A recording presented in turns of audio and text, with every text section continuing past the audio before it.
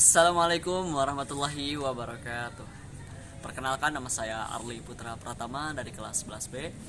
Izinkan saya pada kesempatan kali ini untuk mempresentasikan materi yang telah saya cari di berbagai sumber yang ada di internet. Itu terkait dengan kasus korupsi. Dalam mata pelajaran PPKN ini, saya akan membahas kasus korupsi yang dilakukan. Ini masih dugaan ya.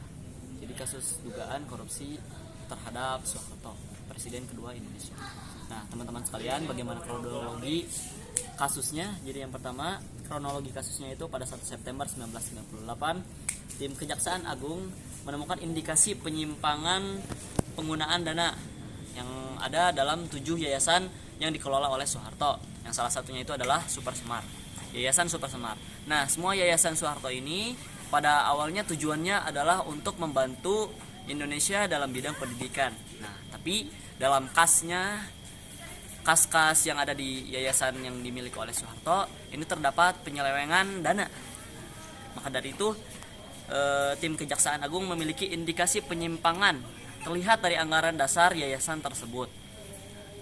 Kemudian pada tanggal 6 September 1998, Soeharto lewat Televisi Pendidikan Indonesia (TPI) mengumumkan bahwa dia tidak memiliki kekayaan seperti yang disebut-sebut oleh berbagai media massa saat itu. Nah, beliau berkata, "Saya tidak punya uang 1 sen pun." Demikian kata Soeharto. Nah, selanjutnya kategori kasus ini tuh termasuk golongan hukum pidana. Kenapa? Karena mengganggu kesejahteraan masyarakat, mengganggu ketertiban masyarakat umum. Nah, sehingga ini tuh membuat timbul kekacauan di media massa.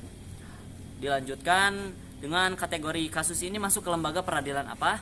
Nah, sebelumnya kasus ini tuh tidak pernah masuk ke lembaga peradilan apapun karena Soeharto mendapatkan imunitas politik sebagai bagian dari kesepakatan politik setelah ia turun jabatan dari presiden. Nah, lanjut bagaimana penyelesaian kasusnya? Seperti yang sudah dijelaskan tadi, kasus ini tuh tidak pernah mencapai pengadilan resmi. Kenapa? Karena Soeharto itu turun jabatannya pada tahun 2000. Soeharto mengundurkan diri dari jabatannya sebagai presiden dan kemudian mendapatkan imunitas seperti yang tadi dikatakan. Kemudian dia meninggal pada tahun 2008 tanpa pernah diadili. Lanjut ke kategori kasus termasuk pelanggaran norma apa? Jadi dalam kategori kasus dugaan korupsi Soeharto ini itu masuk ke dalam pelanggaran norma hukum, agama, dan sosial. Kenapa masuk ke dalam norma hukum? Karena berkaitan erat dengan aturan negara dan juga pelanggaran yang ada dalam aturan tersebut.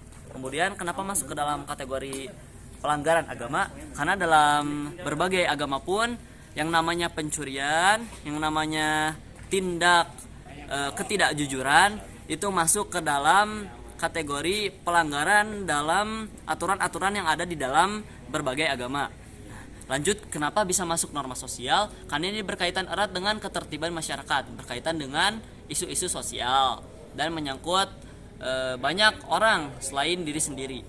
Nah, pasalnya itu ada pasal apa saja?